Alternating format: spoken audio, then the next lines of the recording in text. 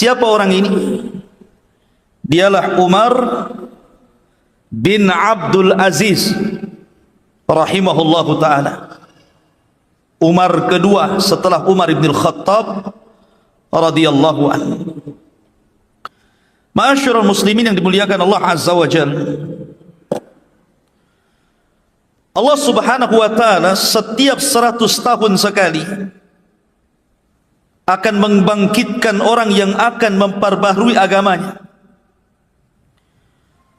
Dan 100 tahun pertama, kata para ulama, Allah bangkitkan Umar bin Abdul Aziz, dan 100 tahun kedua Allah bangkitkan Muhammad ibn Idris, atau dikenal dengan Imam Syafi'i rahimahullahu ta'ala.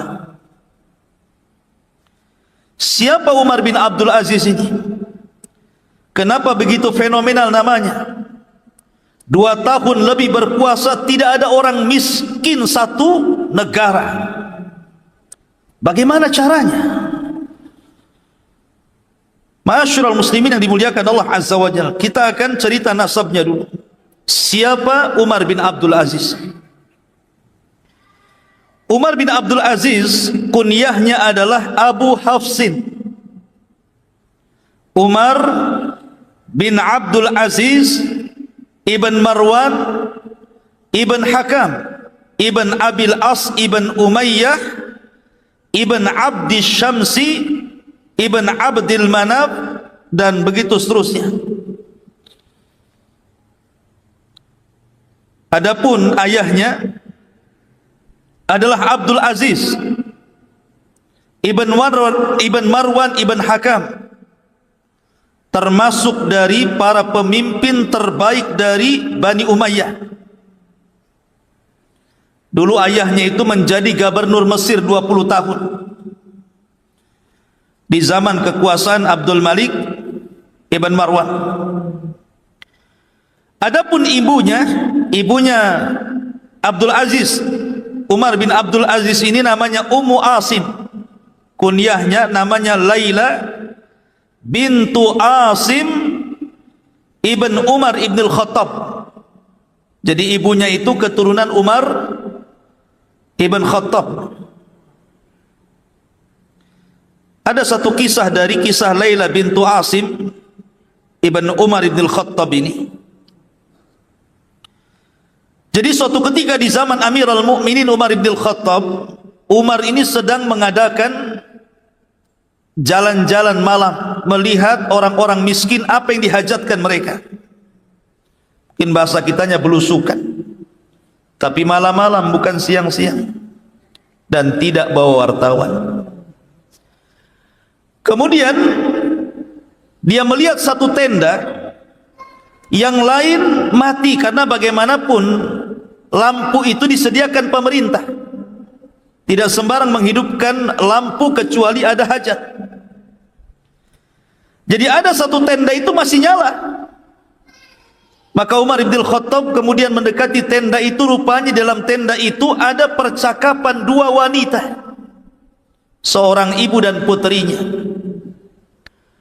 Kata sang ibu, "Nak, malam ini waktunya kita mencampur air susu untuk kita jual besok. Bagaimana kalau kita tambah air supaya banyak untungnya?" Maka anak putrinya mengatakan, "Janganlah, Bu. Bukankah Amirul Mukminin Umar bin Khattab melarang untuk curang dalam berdagang?" Kata ibunya, "Bukankah dia tidak melihat kita, tidak mendengar kita?" Kata putrinya, "Ya, walaupun Umar tidak melihat, walaupun Umar tidak mendengar, tapi Umar punya Tuhan yang bisa melihat dan mendengar kita." Ketika Umar melihat dan mendengar percakapan wanita itu, takjub Umar itu. Kok masih ada orang jujur?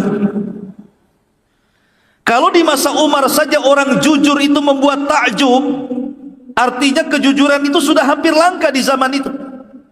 Apalagi di zaman sekarang, cari orang jujur itu ya subhanallah susah. Di zaman itu saya susah cari orang jujur, apalagi di zaman sekarang.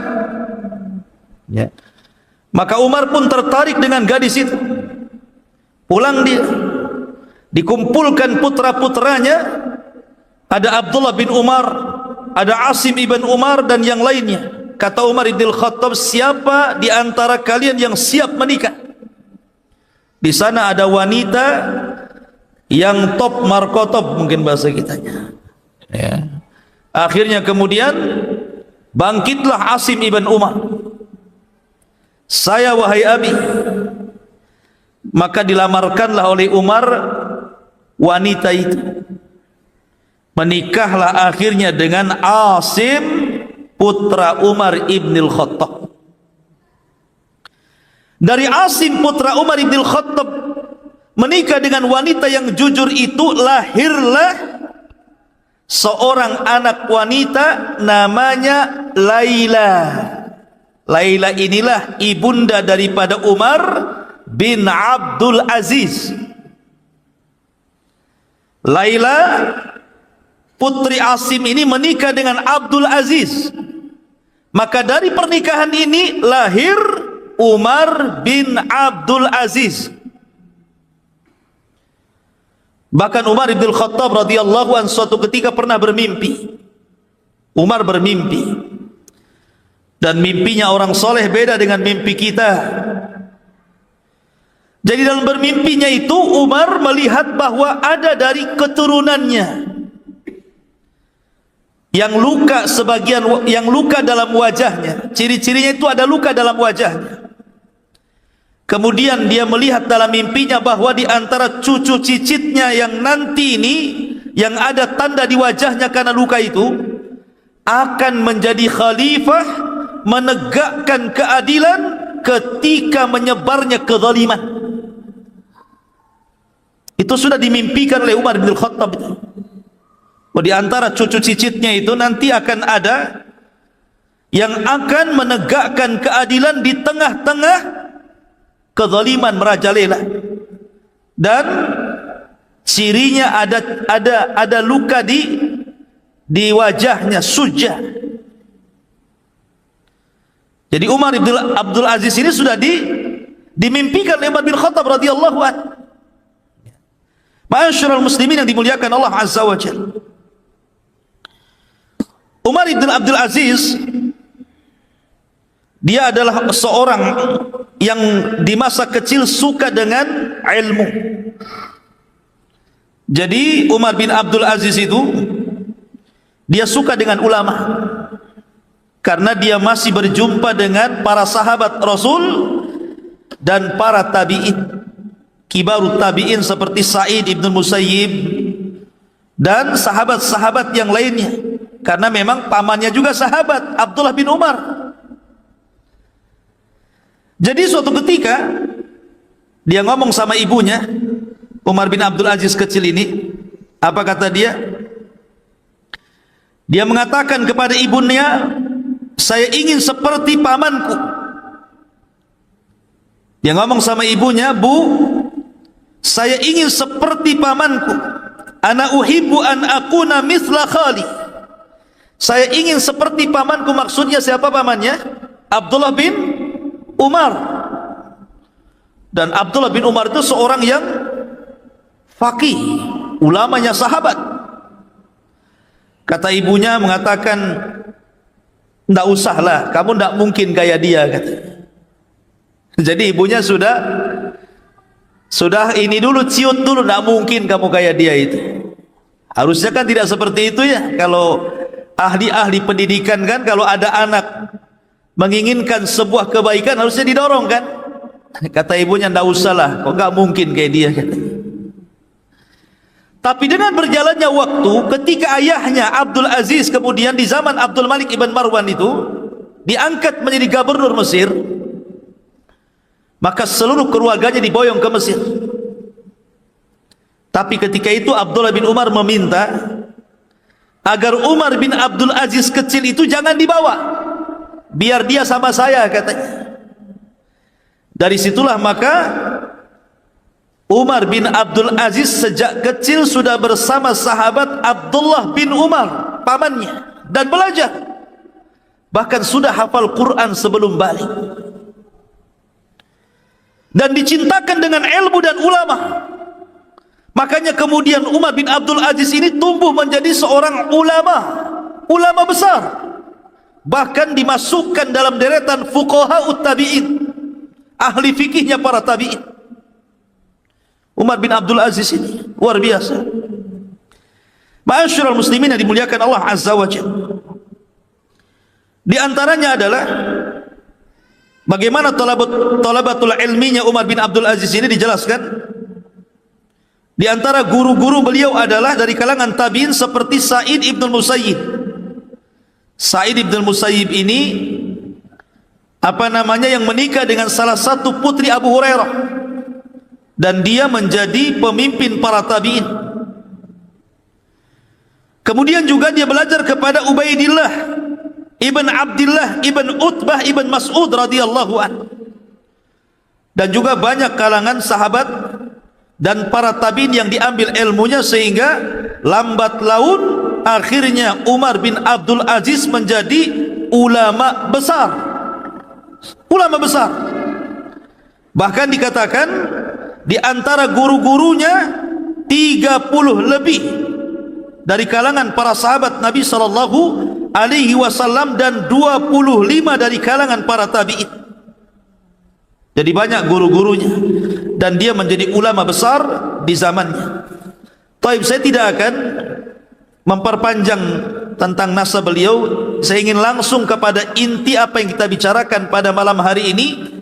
Kisah pilu dari Umar bin Abdul Aziz dibunuh oleh seorang budak dan ditangisi para fuqara wal masakin.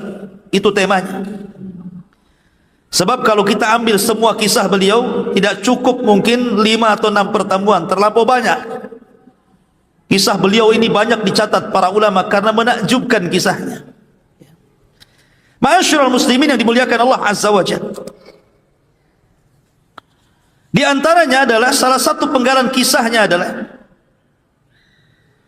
ketika Umar bin Abdul Aziz menjadi khalifah. Nanti bagaimana menjadi khalifah nanti saya akan ceritakan satu penggalan kisah dulu. Ketika Umar bin Abdul Aziz ini menjadi Amirul Mukminin, Umar bin Abdul Aziz ini, maka dia berhasil mengumpulkan harta zakat yang melimpah luar biasa. Semua keluarga kerajaan harus bayar zakat. Semua orang kaya harus bayar zakat. Semua yang punya tanggungan hutang harus dibayar. Sehingga Umar bin Abdul Aziz berhasil menerapkan sistem zakat dalam satu tatanan negara, dan itu diterapkan betul dengan hukuman.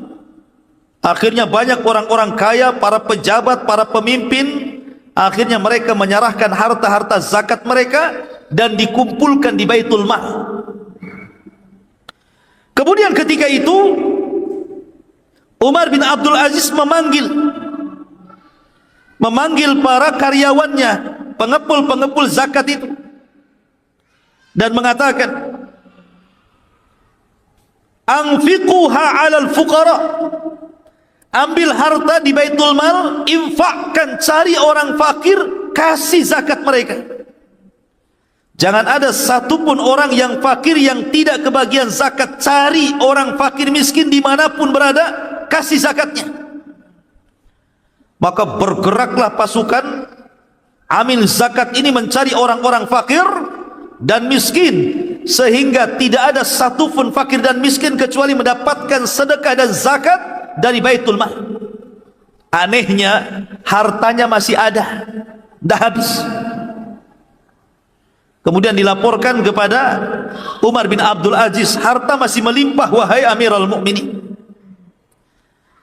Kemudian Umar bin Abdul Aziz ngomong gitu, kalau begitu jahizu bihal juyush, kalau begitu hartanya yang sisa itu berikan untuk mencukupi para tentara, ya, sejahterakan para tentara biar layak dengan gaji yang mereka dapati. Akhirnya kemudian harta itu dikeluarkan lagi, kemudian dibagi-bagi bagi para tentara. Rupanya harta itu masih banyak. Kemudian Mereka mengatakan, ya Amiral Mu'minin, juyusul Islam tajubud dunya. Wahai Amiral Mu'minin, para tentara-tentara Islam, mereka sudah kaya semua. Kemudian Umar bin Abdul Aziz kemudian bicara, kalau begitu, jawwijus syabab, cari anak-anak muda yang belum kawin, modali, danai, kawinkan. Oh, enak nih kalau punya pemimpin kayak gini. Ya. Disuruh anak-anak muda yang belum kawin itu, siapa yang mau kawin tinggal ngomong ke Baitul Mal, maka sudah ada dananya. Ada dananya untuk maharnya, untuk walimahnya, untuk acaranya, semua free, gratis. Bahkan mereka mengatakan, man kana yuridu zawaj, barang siapa di antara kalian yang ingin menikah, datang kemari. Kemudian masih banyak juga hartanya. Maka Umar bin Aziz mengatakan, uqdud duyuna 'alal mutadayyinin. Kalau begitu cari orang-orang yang punya hutang. Cari orang-orang yang punya hutang, yang hidupnya terkait dengan hutang, cari, bayarkan hutangnya. Dicari orang-orang yang punya hutang itu. Kamu punya hutang berapa? Sekian, bayarkan sana. Kamu punya berapa? Sekian, bayarkan sana. Kan enak tuh punya presiden kayak gini. Ya. Ma'asyiral muslimin yang dimuliakan Allah Azza wa Jalla. Setelah semuanya dibayari hutang-hutang itu, sudah tidak ada yang punya hutang lagi, masih numpuk juga hartanya di Baitul Mu'minin itu. Maka Umar bin Abdul Aziz mengatakan, ungduru ilal masihiyyin wal yahud. Kalau begitu lihat bagaimana kondisi orang-orang Nasrani dan Yahudi. Bagaimana kondisi orang-orang Nasrani dan Yahudi. Man kana alaihi dainun fasaddidu anhu. Kalau seandainya mereka punya hutang, bantu mereka, ambil dari Baitul Mu'min, Baitul Mal, bayarkan itu.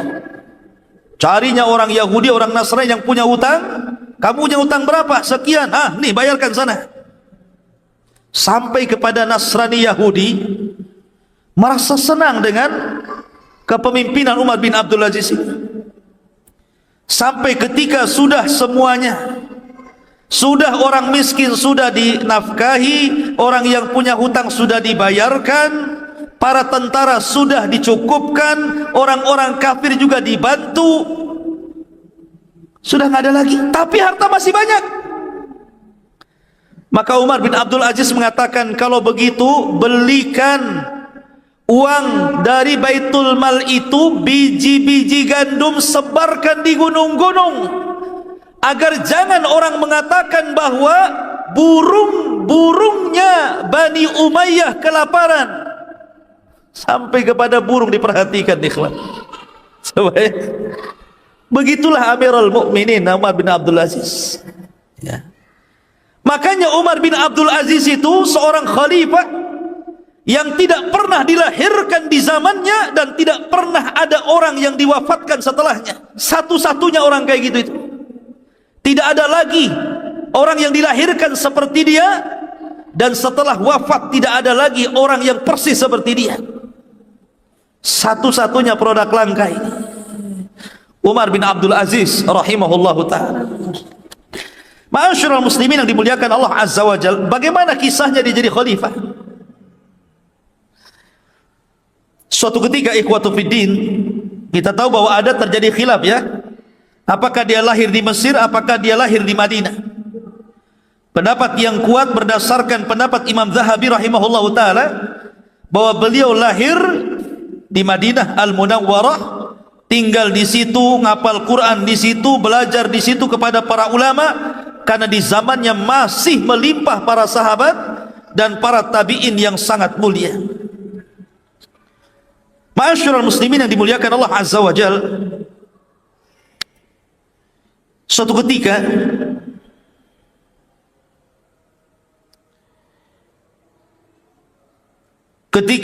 meninggal salah satu khalifah di zamannya Abdul Malik ibn Marwan,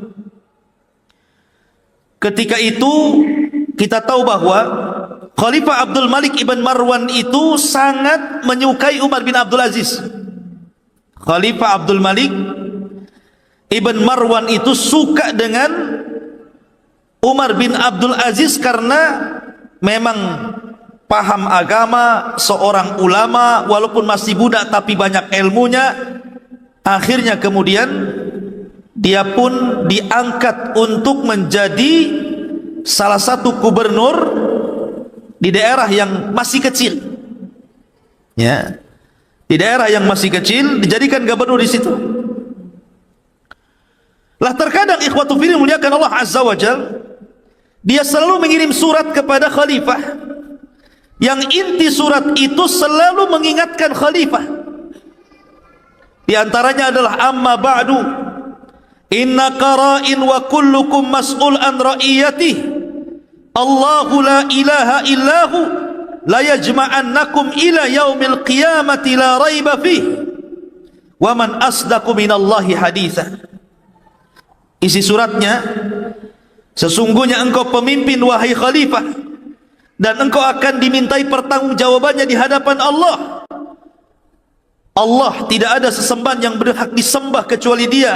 Sungguh Allah akan mengumpulkan kalian pada hari kiamat yang tidak ada keraguan di dalamnya, dan tidak ada yang lebih benar ucapannya melebihi Allah Subhanahu wa ta'ala. Begitulah nasihat-nasihat yang dilontarkan oleh Umar bin Abdul Aziz kepada Khalifah Abdul Malik Ibn Marwan di masa dia menjadi gubernur, sampai akhirnya meninggal dunia Khalifah Abdul Malik Ibn Marwan, kemudian diganti oleh anaknya namanya Al-Walid Ibn Abdul Malik Ibn Marwan. Lah Al-Walid Ibn Al-Walid Ibn Abdul Malik Ibn Marwan ini akhirnya memindahkan Khalifah Umar bin Abdul Aziz yang tadinya di Damaskus, di kota kecil, disuruh pulang ke Madinah untuk menjadi gubernur di Madinah. Tapi ketika itu dia meminta syarat, kalau memang saya harus menjadi gubernur di Madinah, dipindahkan dari Damaskus ke Madinah, saya minta 3 syarat katanya. Kalau kau penuhi 3 syarat saya, maka silahkan kau pindah aku dari Damaskus, alihkan saya ke Madinah. Yang pertama syaratnya, an ya'mala fin nasi bil haqqi wal adli wa la yadlim ahada, agar bisa melakukan atau menegakkan kebenaran, keadilan, dan tidak mendolimi siapapun. Lihat, syarat pertama. Kemudian wala yajuz ala ahadin fi akhdhi ma 'ala an-nasi min huquqin li baitil mal. Tidak boleh seseorang mengambil hak-hak orang lain kecuali memang dia punya hak yang diberi dari baitul mal, dari badan zakat. Yang kedua, agar senantiasa diberikan waktu dia bisa haji. Jadi saya jadi khalifah di Madinah, tapi saya juga harus haji ke Mekah. Jangan jadi khalifah ketika haji sibuk saya waktu haji tolong saya kasih cuti biar saya bisa haji. Kemudian yang ketiga, agar khalifah membolehkan dia mengeluarkan dana untuk para ulama, menggaji para ulama, karena dia memuliakan para ulama masalahnya kan. Kalau seandainya dipenuhi, saya siap menjadi khalifah kan, menjadi gubernur di Madinah.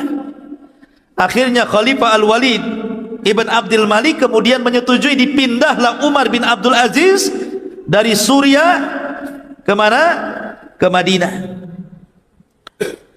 Rupanya ikhwatu fiddin, di Madinah ini dia sangat dicintai para ulama, sangat dicintai masyarakatnya, sehingga akhirnya kekuasaannya melebar sampai ke Hijaz. Hijaz itu Mekah, Madinah dan sekitarnya gitu. Yang tadinya Madinah saja akhirnya melebar, maka dia menguasai, menjadi gubernur Hijaz. Lah ketika itu dia mendengar bahwa Hajjaj ibn Yusuf Al-Thaqafi itu mau mengarah ke Madinah. Lah Umar bin Abdul Aziz itu paling tidak suka dengan Hajjaj Ibn Yusuf. Kenapa? Karena dia zalim masalahnya. Dia tidak suka dengan kezaliman. Akhirnya dia menyurati khalifah agar jangan sampai dipertemukan dengan Hajjaj. Jangan sampai Hajjaj itu ke Madinah atau ke Mekah. Batalkan perjalanan. Saya tidak mau ketemu dengan dia. Sakit hati Hajjaj ini. Akhirnya kemudian bermanuver politik, bagaimana caranya menurunkan Umar bin Abdul Aziz dari Gubernur Hijaz itu. Betul-betul dimainkan politik sama dia. Akhirnya terpengaruh juga khalifah itu. Kemudian dicopotlah Umar bin Abdul Aziz menjadi Gubernur Hijaz. Setelah dicopot menjadi gubernur oleh Al-Walid Ibn Abdul Malik, ditarik ke Damaskus untuk menjadi penasehat raja. Oh, rupanya dinaikkan ya. Tidak jadi gubernur tapi jadi penasehat.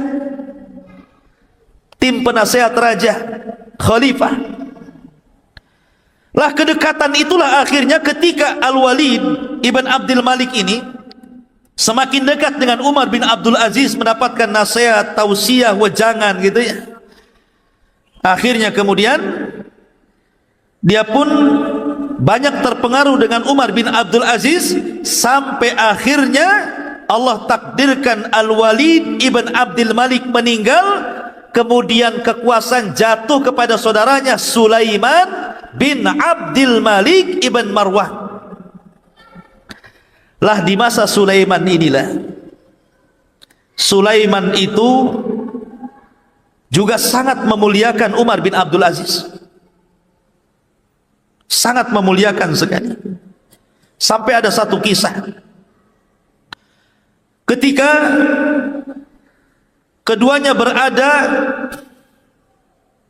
di sebuah tempat di manasik haji. Jadi ketika haji ini berdua, Umar bin Abdul Aziz dan Sulaiman Ibn Abdul Malik Ibn Marwan ini dengan khalifah. Kemudian Sulaiman bin Abdul Malik Ibn Marwan ini memanggil saking banyaknya jemaah haji. Akhirnya dia takjub dan mengatakan, ma aktsarul hujjaj. Wahai Umar, maksudnya Umar bin Abdul Aziz, kau tidak lihat betapa banyak orang-orang yang haji itu ya, ribuan jumlahnya. Tetapi Umar bin Abdul Aziz mengatakan, fa innahum sayatuna alaika yaumal qiyamah. Sesungguhnya banyaknya orang-orang itu nanti pada hari kiamat akan datang kepadamu. Nanti orang-orang itu nanti pada hari kiamat akan datang kepadamu dan mengadu di hadapan Allah Subhanahu wa taala. Apakah engkau memimpin dengan adil ataukah tidak memimpin dengan adil? Oh, dinasihati khalifah. Mereka akan datang kepadamu pada hari kiamat. Tadinya bangga kan? Banyak kali orang yang haji itu, katanya khalifah. Kata Umar, orang sebanyak itu nanti akan datang pada hari kiamat ditakut-takuti. Mereka akan menjadi khusama'uka yaumal qiyamah, akan menjadi musuh pada hari kiamat. Mereka akan menuntut haknya di hadapan Allah Subhanahu wa taala. Dari situlah akhirnya Sulaiman Ibn Abdul Malik menangis dan merasa bersalah. Lah sebelum wafatnya Sulaiman bin Abdul Aziz, Sulaiman Ibn Abdul Malik ini, dia ngirim surat, isinya wasiat. Harusnya ketika dia meninggal itu kan masih ada saudara-saudaranya kan, ada Yazid Ibn Abdul Malik Ibn Marwan, ada Hisham Ibn Abdul Malik Ibn Marwan gitu. Harusnya yang jadi setelah meninggalnya Sulaiman itu Yazid Ibn Abdul Malik Ibn Marwan. Ternyata ketika dia nulis surat wasiat, rupanya tidak ditulis nama Yazid di situ, tapi ditulis nama Umar bin Abdul Aziz.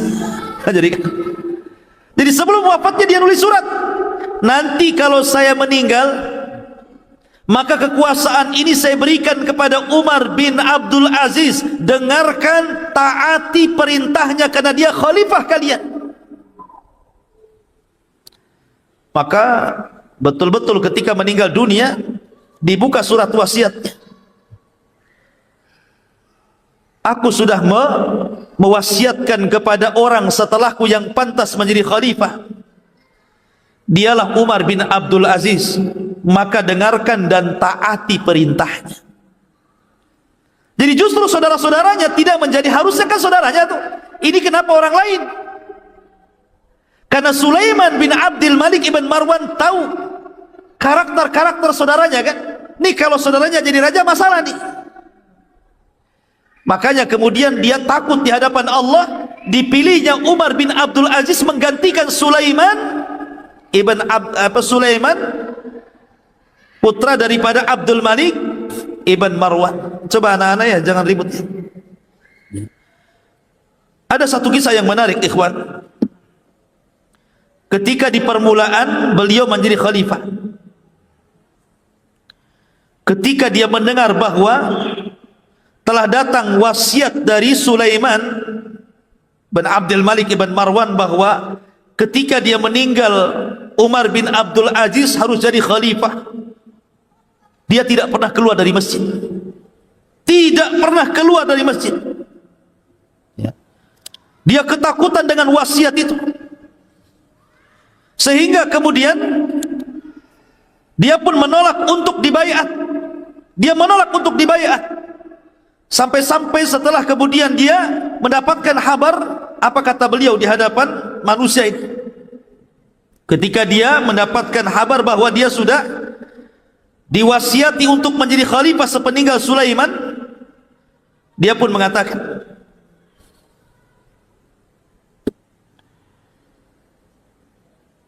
bahwa sesungguhnya aku sudah mendengar bahwa khalifah sudah memberikan amanah kepadaku agar aku menggantikan posisinya menjadi khalifah kaum muslimin. Kemudian dia mengatakan, demi Allah, saya berceramah di hadapan kalian wahai kaum muslimin, sesungguhnya tidak ada niat bagiku menjadi khalifah. Saya minta kalian untuk melepaskan baiat-baiat kalian dari pundakku, dan saya serahkan urusan kepada kalian. Silahkan cari pemimpin sesuka kalian. Lari dia, tidak mau jadi pemimpin. Ya, jadi ketika dia melihat surat wasiat itu, dia langsung cuci tangan, tidak mau. Dia menangis berhari-hari di masjid itu. Kemudian setelah itu menemui manusia dan mengatakan, sebaiknya kalian lepaskan baiat-baiat kalian dari pundakku. Silahkan bermusyawarah, cari pemimpin yang layak selainku. Lihat, kalau sekarang terbalik, jangan pilih dia, pilih aku. Itu sekarang, ya kan? Ma'asyiral muslimin yang dimuliakan Allah Azza wa Jalla, sampai seperti itu. Di antara akhirnya kemudian ketika dia menjadi khalifah, lihat bagaimana pertama kali dia berkhutbah. Tapi orang-orang kan tidak mau, tetap memilih Umar bin Abdul Aziz karena sudah tahu siapa dia, akhlaknya, ilmunya, bagaimana pemuliaan ulama kepadanya gitu. Masyarakat malah dukung masalahnya. Jadi tidak mau tidak, terpaksalah dia jadi khalifah. Akhirnya dikumpulkan kaum muslimin. Lihat ceramah beliau. Di permulaannya dia mengatakan, ayyuhan nas, inni qad ubtulitu bihadzal amri ghaira ra'yin kana minni fih wala talabatan lahu wala masyuratan minal muslimin wa inni qad khala'tu ma fi a'naqikum min bai'ati fakhtaru li anfusikum. Ini khutbah pertamanya. Wahai manusia, sungguh aku telah diuji dengan perkara khalifah ini. Sungguh aku telah diuji dengan perkara khalifah ini.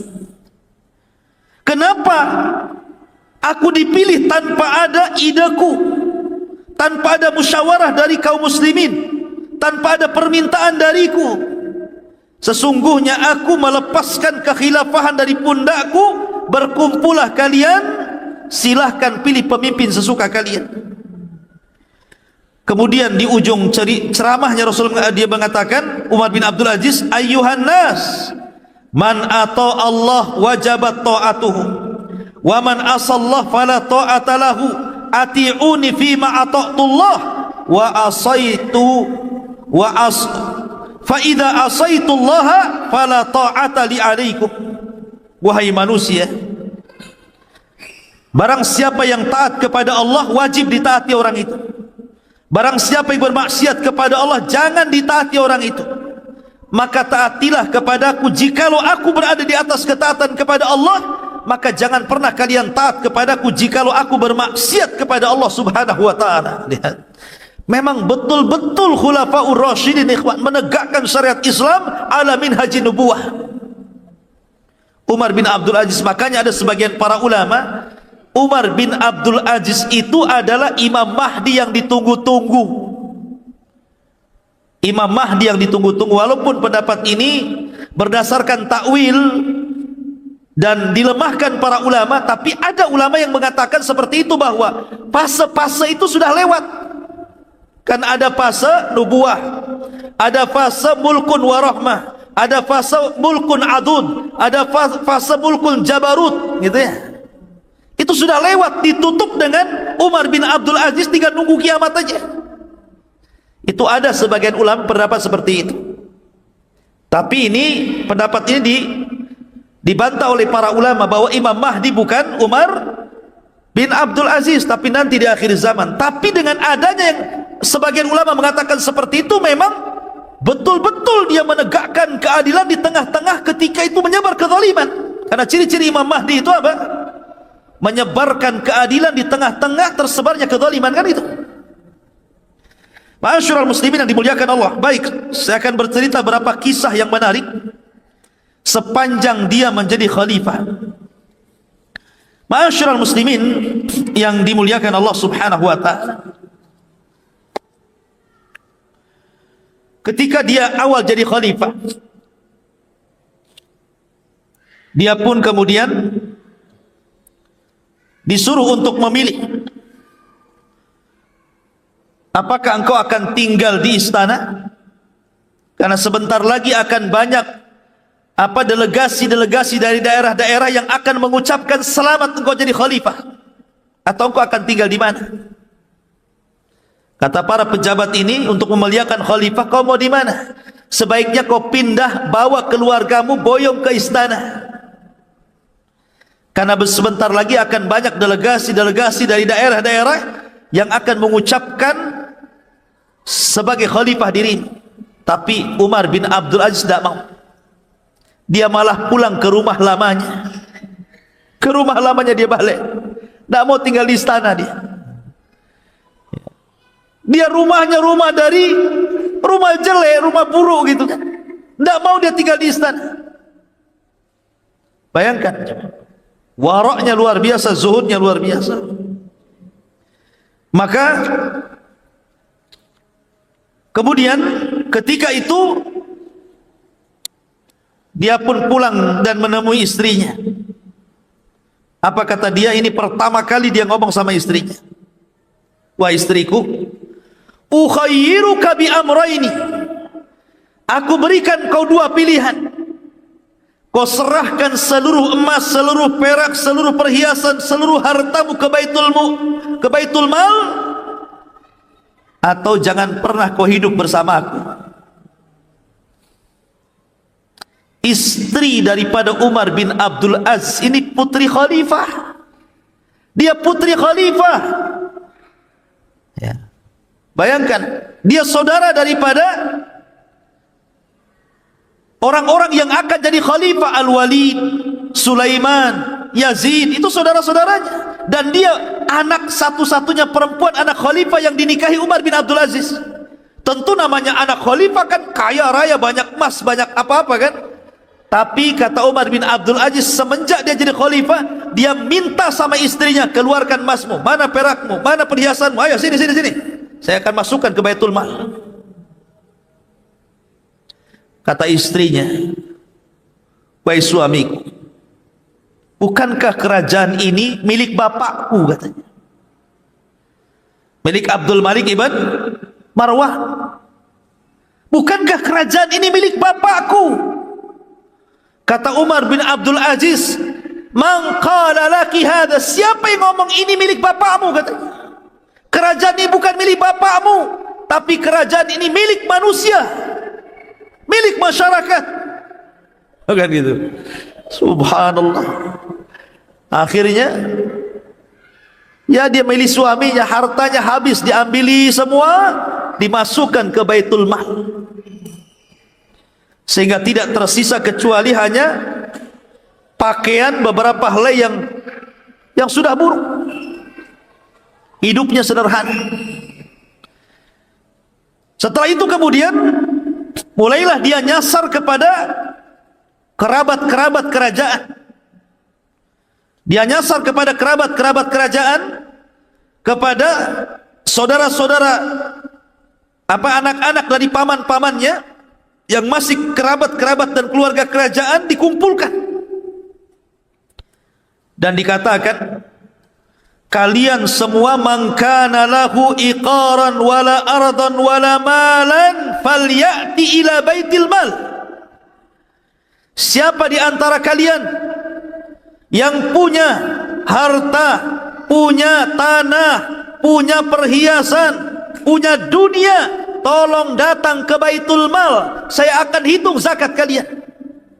Oh, jadi dimulai dari keluarga kerajaan dulu. Marahlah ini keluarga kerajaan ini dan mengatakan, persis seperti istrinya mengatakan, "Bukankah ini kerajaan kami?"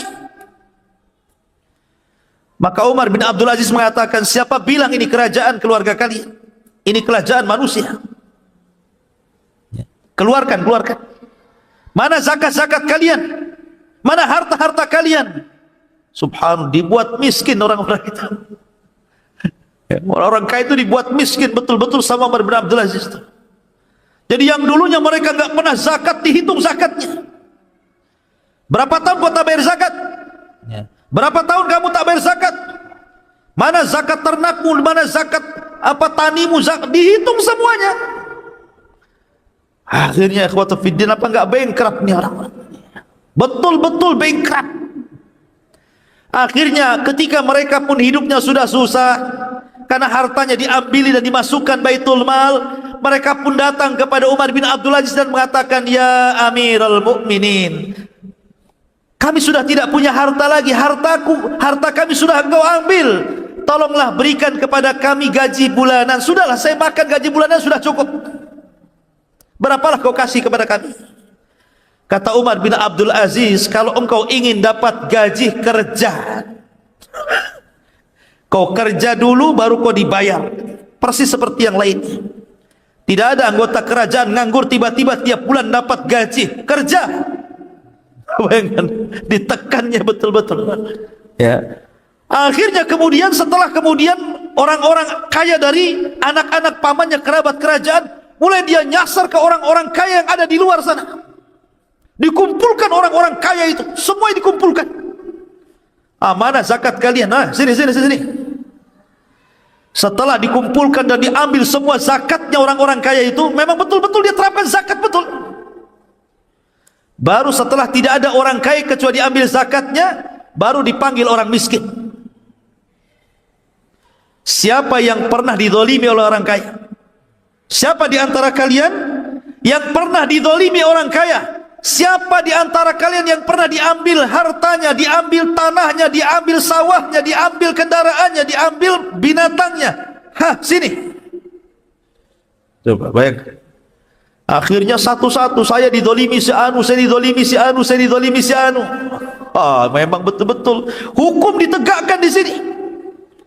Maka orang-orang miskin pun kemudian mendapatkan hak-hak yang terdoliminya. Dari situlah terpupuk kecintaan orang fakir, orang miskin kepada Umar bin Abdul Aziz. Betul-betul mengadakan pemerataan ekonomi dengan sistem zakat ini. Sehingga lambat laun akhirnya yang miskin itu sudah mulai kaya. Sehingga sudah tidak lagi menerima zakat karena sudah cukup. Lihat, walau anna ahlal qura amanu wattaqau la fatahna alaihim barakatin minas sama'i wal ardh. Kalau penduduk negeri ini beriman dan bertakwa, maka Allah Subhanahu wa taala akan suburkan dengan berkahnya dari langit dan dari bumi. Sampai-sampai ikhwatu fiddin, ada seorang nenek-nenek itu bicara dengan manusia ketika dia mendengar ada serigala yang memakan domba. Maka nenek ini mengatakan, wallahi laqad mata Umar, wallahi laqad mata Umar. Sungguh telah meninggal Umar, sungguh telah meninggal Umar. Dulu di masa Umar bin Abdul Aziz masih hidup, tidak ada satupun serigala yang berani mengganggu kambing, katanya. Sekarang dia meninggal, serigala-serigala itu sudah mulai mengganggu kambing, katanya. Sampai seperti itu. Ini ucapan orang tua. Saking amannya di zaman Umar bin Abdul Aziz. Ma'asyiral muslimin yang dimuliakan Allah Azza wa Jalla. Bahkan dikisahkan bahwa Umar bin Abdul Aziz itu baik sarapannya, makan siangnya, makan malamnya, itu hanya makan adas. Tahu adas? Bawang. Hanya makan bawang saja dia itu kerjanya, roti sama bawang. Dia tidak pernah makan daging, makan ini, makan itu, karena sudah tidak sanggup membeli. Bukan tidak sanggup membeli juga, karena dia memang hidupnya sederhana, wara' zuhud, dan dia adalah seorang yang memberikan contoh kepada masyarakat. Jadi hari-hari itu makannya bawang saja, roti bawang, roti bawang. Sampai-sampai yang bosan itu pembantunya, karena hari-hari makan bawang. Datanglah pembantunya kepada istrinya Umar bin Abdul Aziz, Fatimah, dan mengatakan, ya Fatimah, laqad malaltu min aklil adas. Wahai Fatimah, aku tidak bosan makan bawang itu, yang lain lah, katanya. Si makan bawang aja, ya kan? Maka Fatimah mengatakan, ittaqillah, inna hadza ta'amu maulak. Umar bin Abdul Aziz, bertakwalah kau kepada Allah, sesungguhnya adas itu makanan pemimpinmu Umar bin Abdul Aziz. Makanan tuanmu itu jangan kau celah. Coba, jadi pembantunya yang bosan, tapi Umar bin Abdul Aziz tidak bosan. Lihat warok zuhudnya itu. Ma'asyiral muslimin yang dimuliakan Allah Azza wa Jalla. Bahkan suatu ketika Umar bin Abdul Aziz ini malam-malam masuk masjid. Malam-malam masuk masjid. Namanya masjidnya gelap, tidak ada orang, tidak tahu kalau di masjid itu ada orang tidur. Kemudian kesepak kakinya sama Umar bin Abdul Aziz, marah, ya, dan mengatakan, ya Majnun, ya Majnun, katanya. Dia bilang, gila. Hei orang gila, kenapa kau sepak kaki, katanya. Dia bilang, ini pengawal Umar bin Abdul Aziz sudah emosi dia. Gimana coba khalifah dibilang Majnun? Dalam riwayat khimar, ya himar, wahai keledai, katanya. Lebih kasar lagi. Kata penjaganya ini, biarkan saya tangkap orang itu. Kata Umar bin Abdul Aziz, kan malam-malam, dia hanya tanya, apakah saya gila? Maka ku jawab, lastu majnunan, saya enggak gila. Apa salahnya, katanya. Pergi-pergi. Bagaimana akhlaknya? Ini pengawal ini sudah marah gitu, ya. Masa kemudian khalifah dibilang Majnun? Tapi Umar ingin meredakan suasana dan mengatakan, dia itu tidak mengatakan saya gila. Dia tanya, apakah saya gila? Saya jawab, saya tidak gila. Kita pergi. Seperti itu akhlak dia. Kalau sekarang di medsos antum menghina presiden, pencemaran nama baik, tangkap besok. Ya. Ma'asyiral muslimin yang dimuliakan Allah Azza wa Jalla. Ya. Akhlak luar biasa. Bahkan Umar bin Abdul Aziz mengumpulkan wuzara dan umara. Jadi masing-masing gubernur dari daerah-daerah mana saja itu disuruh datang ke ibu kota, mengadakan rapat besar-besaran. Setelah mereka duduk di kursi, mulailah Umar bin Abdul Aziz mengatakan, saddidu duyunan nas, kullu man kana lahu dainun sadadna, at'imul fuqara. Maka Umar bin Abdul Aziz mengatakan, kalian harus memenuhi hutang-hutang kalian, bayarkan hutang-hutang kalian. Kalau kalian punya hutang mengambil hak rakyatnya, kembalikan kepada rakyat. Kemudian jangan lupa orang-orang fakir, jangan lupa dengan orang-orang fakir. Begitulah Umar bin Khattab menasihati para gubernur, selalu diingatkan dengan fuqara, fuqara dan fuqara. Ya. Kasih makan orang miskin, orang miskin, orang miskin, itu diingatkan terus. Subhanallah. Umar bin Abdul Aziz itu gajinya cuma 2 dirham. Bukan dinar, dirham. Dirham itu separuh dinar. Kalau satu dirham itu berapa? 4 gram lebih. Berarti kalau dinar 2 gram lebih. Berarti kalau seandainya 1 gramnya anggap 1 juta, berarti 1 dirham itu 2,5 juta lah. 2 dirham tambah 2,5 juta, jadi gajinya 5 juta. Itu maksudnya. Itu kalau emasnya 1 gram 1 juta ya. Terkadang ada emas 500, kalau emasnya 500 ya separuhnya, ya berarti gajinya Umar bin Abdul Aziz itu cuma 2,5 juta. Masih besar gajinya ini ya, guru-guru PNS. Coba bayangkan, gajinya 2 dirham, 2 dinar rafan. Sampai suatu ketika Umar bin Abdul Aziz ini dia lewat pasar. Kemudian di pasar itu dia melihat ada inab. Inab itu ada anggur. Dia suka pengen makan anggur itu. Pengen makan anggur dia. Dimasukkannya ini. Gak ada duit. Khalifah gak ada duit di koceknya, Iwan. Pulang dia. Dia temui Fatimah istrinya. Dan dia mengatakan, halaki dirhamun ya Fatimah, apakah engkau punya uang 1 dirham wahai Fatimah? Apakah engkau punya uang 1 dirham wahai Fatimah? Maka kemudian Fatimah mengatakan, walima ya Umar, untuk apa wahai Umar? Kata Umar ibn Abdul Aziz mengatakan, laqad marartu ala suq fara'aitu inaban fastahaitu.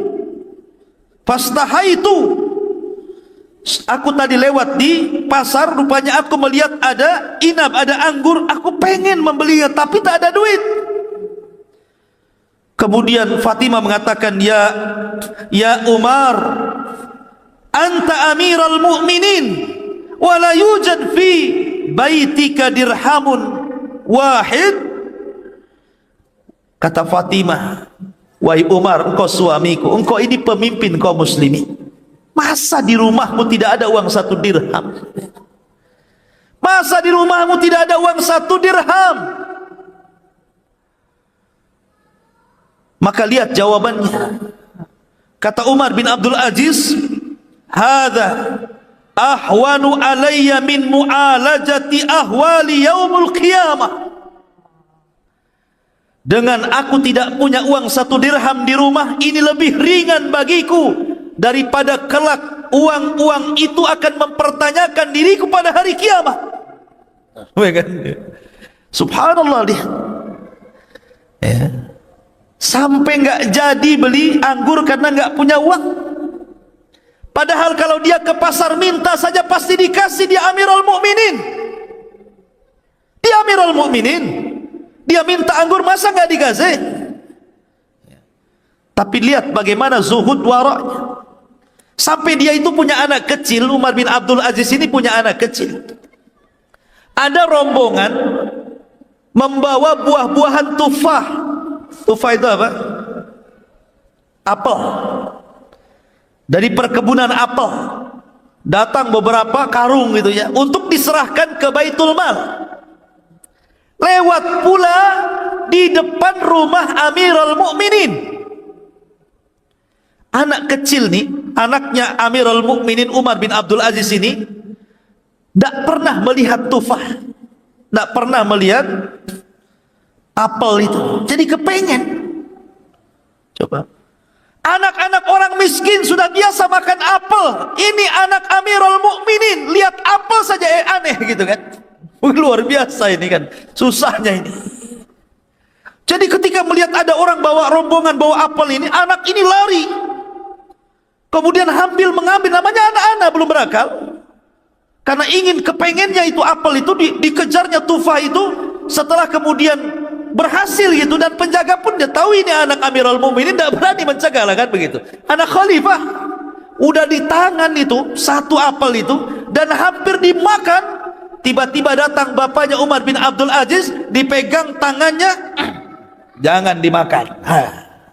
Ini bukan milik kita. Kemudian diserahkan lagi, ngamuk anak ini, namanya anak kecil kan, kayak diambil mainannya, pokoknya nangis. Akhirnya digendongnya oleh Umar bin Abdul Aziz, dibawa pulang. Tetap nangis di rumah. Istrinya marah. Ya Amirul Mukminin, ya Umar, kenapa kau buat anakmu menangis? Kata Umar bin Abdul Aziz, demi Allah, ketika aku melihat anak ini mengambil tufah tadi dan hendak memakannya, kemudian ku ambil dari mulutnya, seolah-olah aku mencabut hatiku dalam dadaku, karena aku juga tidak tega. Tetapi aku teringat pada hari kiamat, kalau seandainya ini akan dipertanggungjawabkan di hadapan Allah, apa yang harus aku katakan di hadapan Allah Subhanahu wa ta'ala? Subhanallah. Ini pemimpin kayak gini kapan lagi adanya? Coba bayangkan, saking takutnya dia, Umar bin Abdul Aziz. Ma'asyiral muslimin yang dimuliakan Allah Azza wa Jalla. Suatu ketika datang salah satu gubernur dari daerah menuju pusat menemui Umar bin Abdul Aziz di malam hari. Maka Umar pun memasukkan dia ke dewan pertemuan. Kemudian dinyalakan lampu zaitnya itu, lampu tempol kalau kan dulu ya, pakai zait, pakai minyak ya. Dah mulailah Umar bin Abdul Aziz berdiskusi, bertanya, gimana soal orang miskin di daerahmu, gimana orang susah di daerahmu, bagaimana zakat, gimana sedekah, gimana kondisi masyarakatku, gimana begini, pokoknya tanyalah hal ikhwal tentang kondisi kaum muslimin yang ada di wilayah gubernur itu. Maka setelah gubernur ini alhamdulillah mengatakan di wilayah kami aman, terkendali, begini, sampai akhirnya dia balik tanya, gubernur ini balik tanya, wa kaifa haluka ya Amirul Mukminin, wa kaifa haluka ya Amirul Mukminin, bagaimana kondisimu wahai Amirul Mukminin? Saya lihat kau memakai baju yang sudah agak robek, agak usang. Kemudian mulailah satu persatu tanya.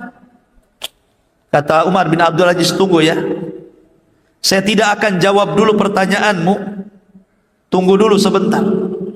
Bangkit, ambil lampu, ditiupnya. Kita ngomong gelap-gelap.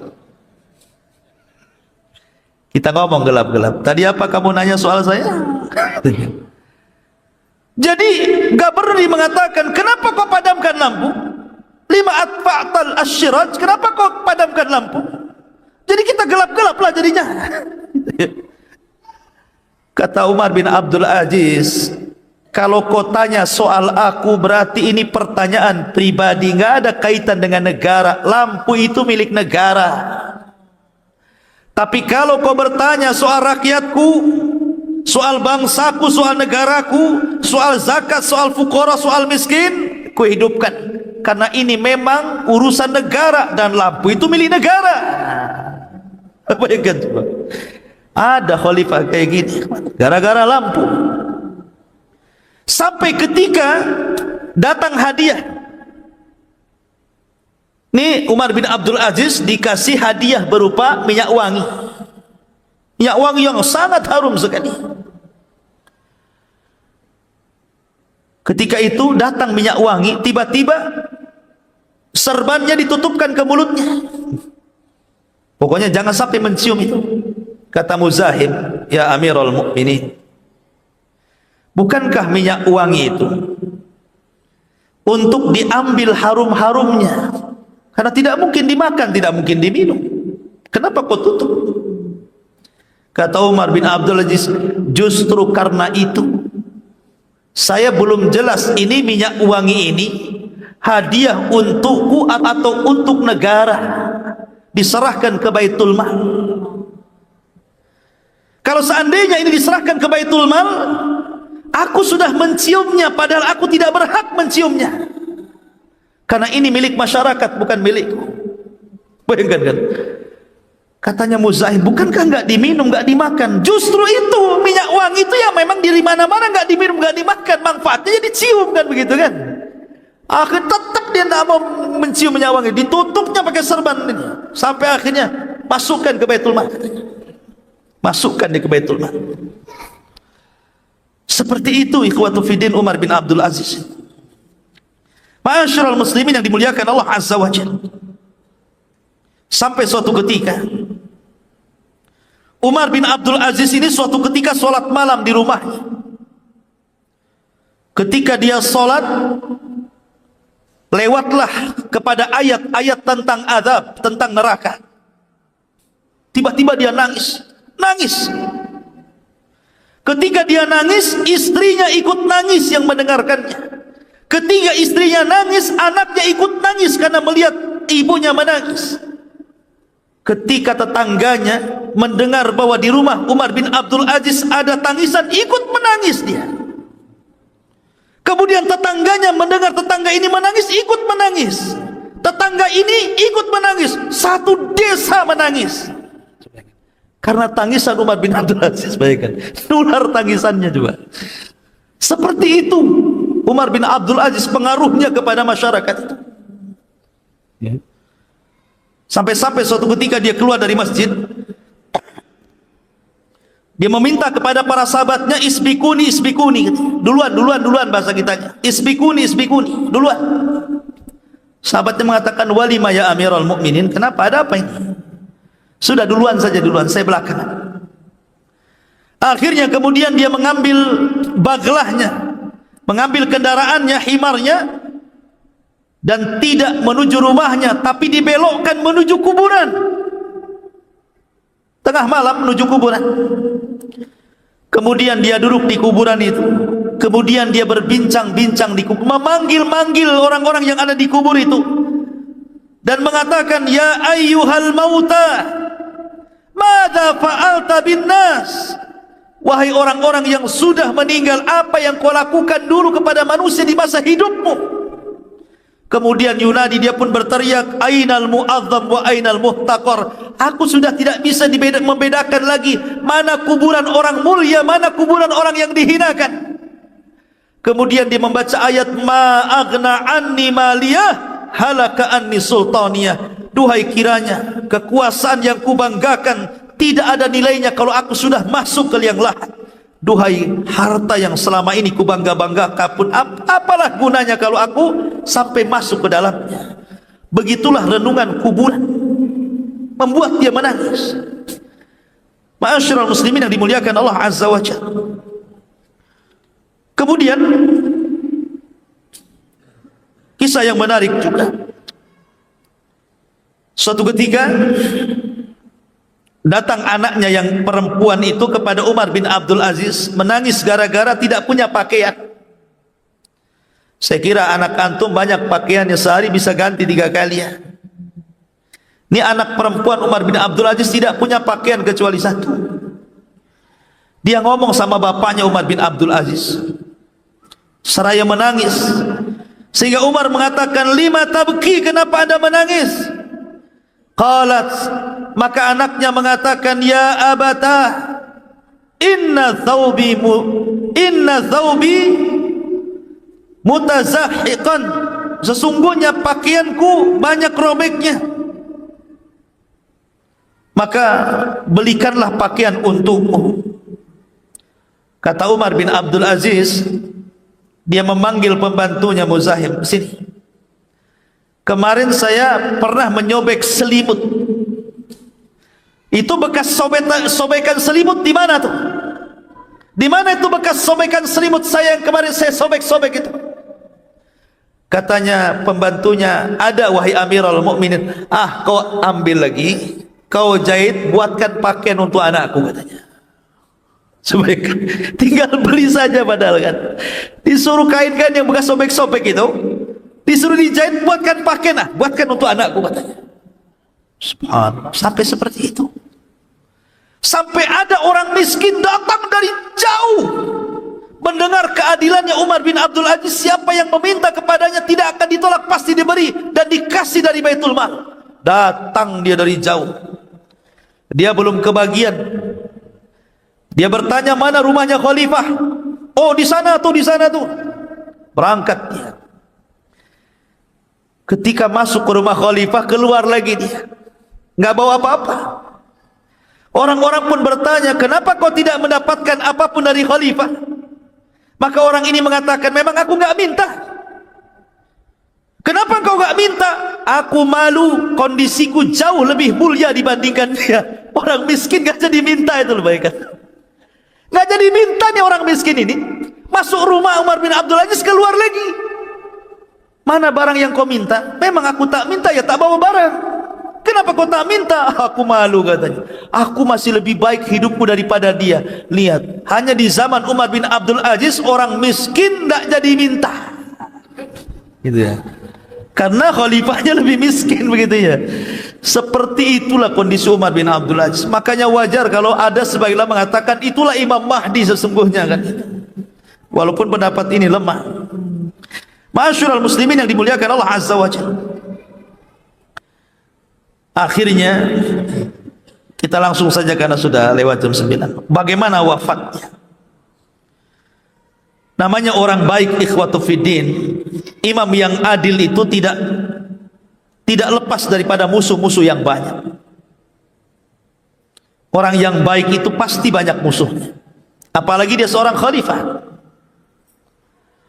Tidaklah kayu gaharu itu tercium baunya kecuali setelah dibakar.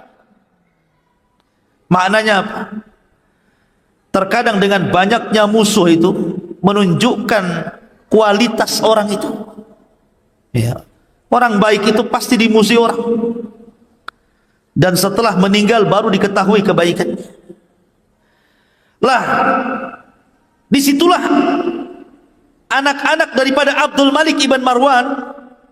Setelah Sulaiman ibn Abdul Malik kan masih ada Yazid, ada Hisham dan beberapa orang. Yazid ini enggak sabar. Sebenarnya kalau Umar bin Abdul Aziz meninggal dunia, Sulaiman bin Abdul Malik sudah mewasiatkan yang jadi khalifah sepeninggal Umar bin Abdul Aziz adalah Yazid bin Abdul Malik. Tapi Yazid ini tidak sabar, ingin jadi khalifah. Apalagi sudah sakit hati keluarganya, diambili hartanya, ya kan, merasa dimiskinkan begitu oleh Umar bin Abdul Aziz.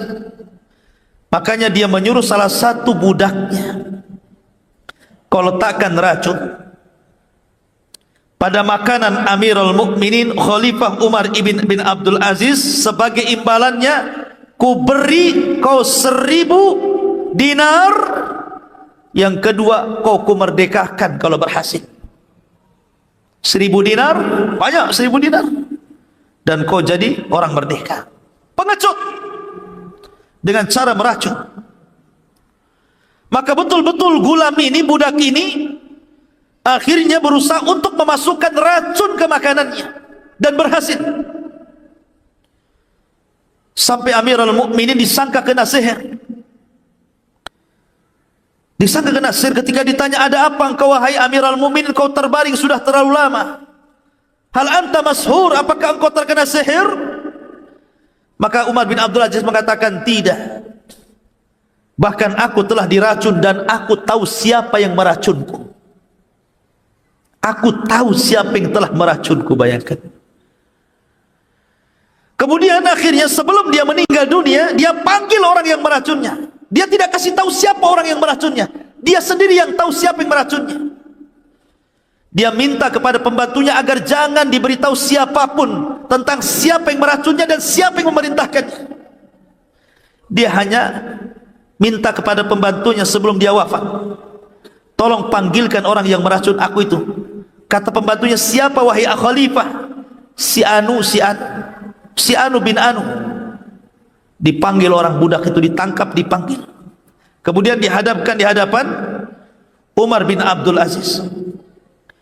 Kata Umar bin Abdul Aziz, ya gulam, man hamalaka ala ma fa'alta hadha? Wahai gulam, apa yang menyebabkanmu melakukan hal ini kepadaku? Man amaraka, siapa yang memerintahkan kamu? Maka gulam ini ketakutan dan mengatakan, amarani Yazid. Yazid yang telah memerintahkan aku.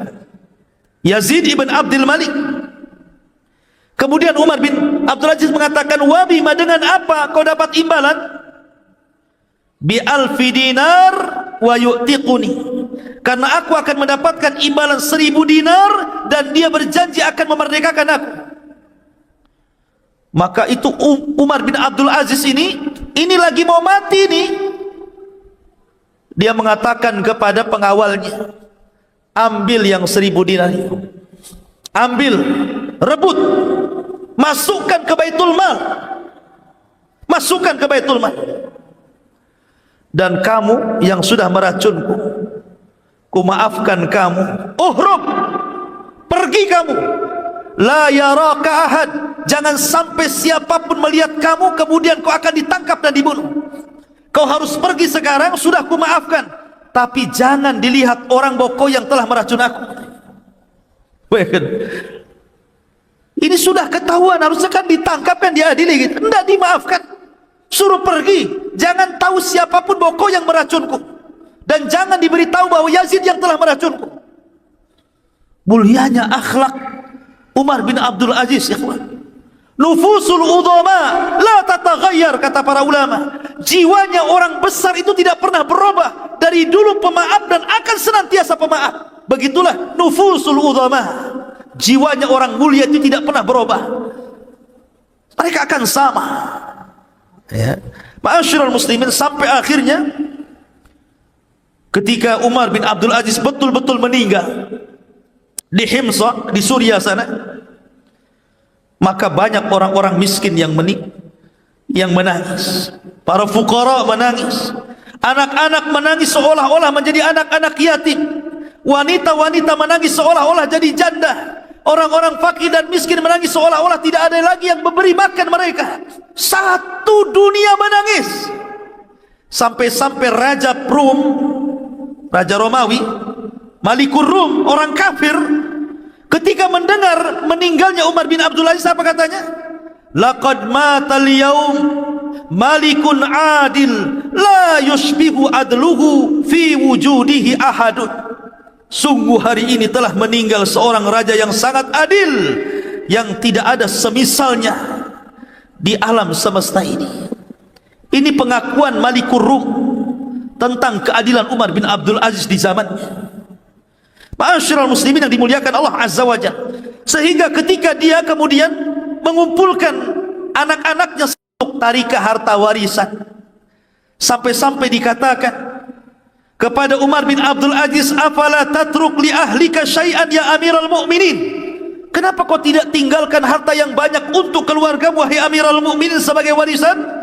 Qala, dia mengatakan, in kanu salihin Allahu yatawalla salihin. Jika mereka anak-anakku orang-orang saleh, maka Allah yang akan menjaga orang-orang saleh. Tidak perlu ku kasih harta, Allah yang kasih harta nanti. Dia begitu maksudnya. Aku tidak perlu kasih harta mereka. Kalau mereka benar-benar soleh, Allah yang kasih harta mereka. Akhirnya kemudian Umar bin Abdul Aziz pun ketika sudah berkuasa 2 tahun 5 bulan 5 hari berhasil menegakkan keadilan yang tidak pernah ditegakkan oleh khalifah-khalifah Bani Umayyah maupun Bani Abbasiyah khalifah setelahnya. Makanya sebagian para ulama ada yang memasukkan dia satu di antara khulafaur rasyidin setelah Abu Bakar, Umar, Utsman dan Ali, Umar bin Abdul Aziz. Ada yang mengatakan Hasan ibn Ali. Saking adilnya,